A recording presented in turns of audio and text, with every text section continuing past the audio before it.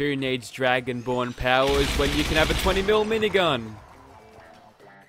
G'day, this is Captainoob, and this is the M61 Vulcan. Remember that time where I said there was a 20mm minigun? Well, this is it. This comes a part of the modern Firearms mod, and it's got a fairly decent amount of customization to it. We're using minigun animation, so nothing really new there. We'll get right into the attachments, and first of all, we can change the barrels of this thing, much like the minigun itself. One of the more interesting looking barrels here is the elongated tri-barrel there. Looks pretty awesome, but to get the best damage or the best sort of performance out of this, you could probably go for something like the hardened 6-barrel there, because you get a little bit more accuracy out of it. And I believe that's just the standard minigun barrel there, so that's kind of interesting. You'll lose a little bit of accuracy and range with the shorter stuff, and this one is simply not as accurate as the hardened one, which is a-okay with me. Now you can change this to a 7.62 caliber, which is, they're smaller bullets, so it's not going to be as fun. Also, they're replaces for 308s in modern firearms, so yeah, that's why I have plenty of those. And we're going to keep this as 20mm. Now, usually with modern firearms weapons, there's a whole lot of sights, simply because they're easy to transmit on the weapons and doesn't really take all that effort to put them on there, so that's pretty good. What we're going to do is chuck on some sights. It'll give us a little bit more scope. This one. Yeah, this particular one was actually in Battlefield games, so I like this one. Anyways, we'll move on from that. We can reduce the weight of this colossal beast by chucking on the titanium frame, which still, it's at 96.5, so it's not going to be very heavy. If you're playing on survival, I don't think you'll be able to get many bags of ammo on this, because simply it just weighs too much, and so with the ammo, so yeah, bring your power armor. Anyways, to increase our rate of fire even more, we can chuck on quad-rated fusion core power supplies, which will power our motor to spin the barrel, obviously. Also, it's kind of jarring having the minigun textures juxtaposed on this clean grey texture there, but whatever, we'll keep going. And there's a legendary effect if we need it. I don't think we'll need it, to be honest. So one of the things about this weapon is, I'm just going to show you how fast I usually run, but when I actually draw the weapon out, it gives you a huge movement penalty, which is no good. Interestingly though, it does sort of cancel out when you sprint at normal speed, which, I don't know, it feels like it'd take a lot of energy to move like that. But if you're in power armor here, if I just quickly step into my suit of chrome T60, hell yeah, T60 is going to be back in Fallout 76. That's the best thing about Fallout 4, the power armor. Who doesn't love a good suit of T60? Anyways, we have no movement penalties because we're in power armor. All of the suit's hydraulics are helping us out with moving the weapon, which is good stuff. Okay, let's shoot people. Righto, so here we are outside of Quincy Ruins. We've got more scripted spawns happening with these gunners, so there's going to be plenty of gunners to shoot at, which is great. And right now we're in the middle of the day, which is unusual for me. And also we've got shiny chrome armor, so we're basically going anti-stealth here, so that's something new, right? Anyways, we'll get started, and moving up on this particular turret here, you get all of the disadvantages of the miniguns that you'd expect from the vanilla game, which is fine because it is, but yeah, the barrel spinning up, the delay between that and firing is really something that is, it's not very great. Sometimes you can wind up the barrel too early and then mistime it, then hit a wall next to you, or so we just copped a nasty stagger from somewhere. Someone had a 50 cal rifle, I think. That's okay. But we can just shoot people very, very easily. Oh, hang on. Yeah, these guys don't really mess around. I think the staggers are a little bit broken in modern firearms, because I'm going to call bullshit on staggering power armor like this. So, with the 50 rounds, you get through it really quickly, but the reload isn't too bad. It's more about having that spin-up delay that really kills you there. Is that a basic laser gun that's staggering me? That can't be. Plenty of splash damage due to Demolition's Expert being full. That's a basic shotgun. That shouldn't be doing too much to power armor at this range. Although there can be a lot of force behind all of those pellets, it's probably not going to be bad enough to get through power armor, especially at this range. I mean, if you look at the chest plate of the T60 in general, it's friggin' huge. I don't think many buckshot is going to punch through that. You'd be better off shooting it at point-blank range, obviously, but I think you'll be hard-pressed to penetrate that with many small arms. Probably why the Chinese decided to develop so many anti-tank rifles. Hey, maybe we'll see those things in Ooh, that's a nasty stagger. See? She's hitting me with something really strong there. What was that? Was it just some stupid AK thing? Probably. Yeah, staggers are a little bit broken in this. That's something they ought to work on. I don't want to be thrown around like a pinball when I'm in power armor. That's not what power armor is about. Power armor is about being a walking tank that doesn't take no shit from nobody. And here is a little bit of the weaknesses, again, of that barrel spin up. Since every time you get staggered, you have to wait for it to go up again. We got lucky there, and they weren't able to hit us. But now, with an automatic weapon, we're locked into a perma stagger. You can lessen the effect of that if you decide to, where also the movement is broken again. That's fine. But you can lessen that stagger effect if you decide to use aiming down sights or first person in general, so that's pretty good. But once you get the barrel spinning up and this thing shooting along, you'll have very little trouble killing your enemies. Using this thing smart is probably the best way you can do it, and what I do mean by that is sort of rounding the corner but charging up your barrel so it will start firing once you round the corner. Obviously you don't want to hug walls when you do this, otherwise you'll kill yourself very, very easily. This thing can basically two-shot you, and since it is firing this fast, you're not going to last long if you happen to be firing this at the ground right next to you. Okay, we'll get up on top of this particular chapel, and then it'll give us a good vantage point to kill the rest of whatever gunners are around.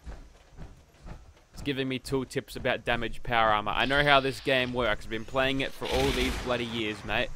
Righto, who's left in this section here? A couple more dudes down here that I missed before. We've got the high ground, so it's over. Oh, I don't think the puny vanilla frag grenades are going to do anything to me at this point. Nice cheeky little activate of Idiot Savant there, getting 1000 XP from that. See, that's what I like about Idiot Savant. You can just have a giggle. Like, your character will giggle before going on a huge killing spree. It's kind of psychotic because they'll get all of this XP out of it. Okay, we're going to stay up here high and dry to make sure we aren't perma-staggered by any gunners that get some lucky shots on us. And make sure we jump over that little thing before we start firing, just to make sure that we don't get killed by our own bullets, which is basically the most...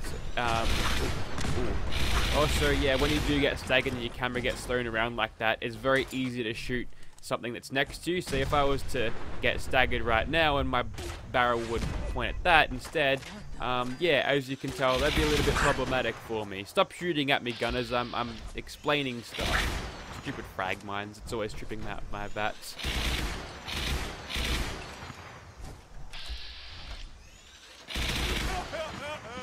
We're getting super lucky with Idiot Savant today. Not that it means anything. I've already got all the perks and XP means nothing at this point. Why not shoot you in VATS? That is something to note about these weapons, is that VATS will automatically spin up the barrel, and compared to real time, you can fire this pretty much on demand if you decide to use VATS. You just obviously need to have the AP to actually do that. So yeah, that's something to not really think about because you've got that AP bar there ready to see whenever you need, but it's nice to have that as an option if you don't particularly like using miniguns in real time, which in terms of vanilla, fine, unless you're using the explosive minigun, but this thing is something else. It's really overpowered. Also, are they just glitching through there? I think they might be. That's okay. We've got our anti-glitch tools on us right now. Well, I've come to the conclusion that this... Ooh, hang on. This is the enemy gunner that we need to kill. I think we got him. And I think I'll call it a nice fight there. So I think you get an idea of how this thing performed. It's super overpowered, but super deadly to yourself. So we're going to call in the Angels. Why not? We've had a request to bring them back for another run. So let's go ahead and do that. Also, here's how deadly it is. I got staggered there. But you saw how fast my health went down. Righto, so here we are outside of where I usually run the gauntlet. I've chosen to start out here because usually where I start there, we're going to get detected pretty much as soon as we start. So yeah, here's our army of minigun wielding angels, I suppose. I'm Charlie, these are all my... Screw with the gunners. Wow. Okay, we're not messing around today apparently. We even blow up cars for, I don't know, dramatic effect. Okay, top up your mags. This is going to be a long fight. There's a lot of super mutants going down here. So, we'll see how we go against these blokes. Now, we've got one right here in our hands with the tri-barrel there, so we should get a little bit more accuracy. It will suffer a little bit in rate of fire, but it doesn't look like it's too bad. We've offset that a little bit with the accelerated motors, the dual fusion core motors. Suppressing fire, they're saying, I bet. Suppress them. Keep them pinned down. Oh, okay, we're taking fire, we're taking fire. That bloke was running up with what appears to be some sort of hammer, and the sound glitched for a second, but now it's back, it's all fine. Hang on, Iris is down. Up you get, girly. Get that in your arm. There we go. That's where you want it to go. Don't worry about it, Captain Bridget, she's up. I exploded that super mutant grenade right from him. Alright, keep him locked down there. Wow, you just got knocked out.